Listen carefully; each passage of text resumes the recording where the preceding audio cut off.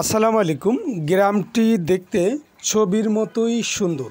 নতুন জোয়ারের পানি কার না ভালো লাগে। তবে চলুন গ্রামটা ঘুরে দেখে আসি। জোয়ারের পানিতে আসা বাচ্চা কি যেন কুড়াচ্ছে, গামছা পরা, বেশ সুন্দর লাগছে। আরেকটি বাচ্চা হাত পা ধুচ্ছে।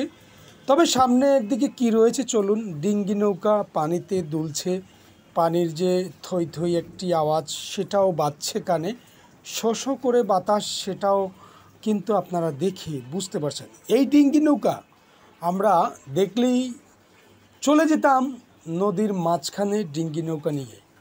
তবে হাঁস হাঁটা চলা, পানিতে ভাসা, এবং এক ভাই গোসলের জন্য প্রস্তুতি নিচ্ছে এই জোয়ারের পানিতে।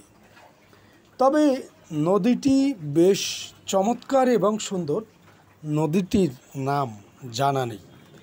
তবে চলুন আরও সামনের দিকে ঘুরে আসি। লোকজনের হাঁটা চলাচল, পাটি বিছিয়ে বসে আছে এক শিশু বাচ্চা, বেশ সুন্দর লাগছে। আমি আরও সামনের দিকে যাব। দেখুন সবাই গরমে চলে আসছে নদীর পাড়ে। জোয়ারের সময়ে বাতাসটা একটু বেশি থাকে নদীর কিনারে। তবে আমি আরও সামনে যাব। ছাগলছানা ঘাস খাচ্ছে, মুরগির ঘর ডান পাশে দেখতেই পাচ্ছেন।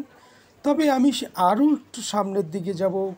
মনটা বেশ খুব সুন্দর লাগছে, এবং যত হাঁটছি ততই মন চায় আপনাদেরকে আরও বেশি দেখাই।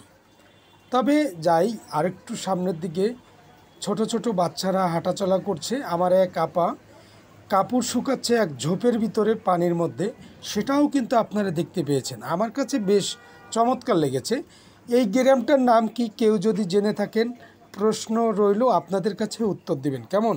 সবাই আসলে ভালো থাকুন, সুস্থ থাকুন। সবাইকে আমার পক্ষ থেকে আসসালামু আলাইকুম।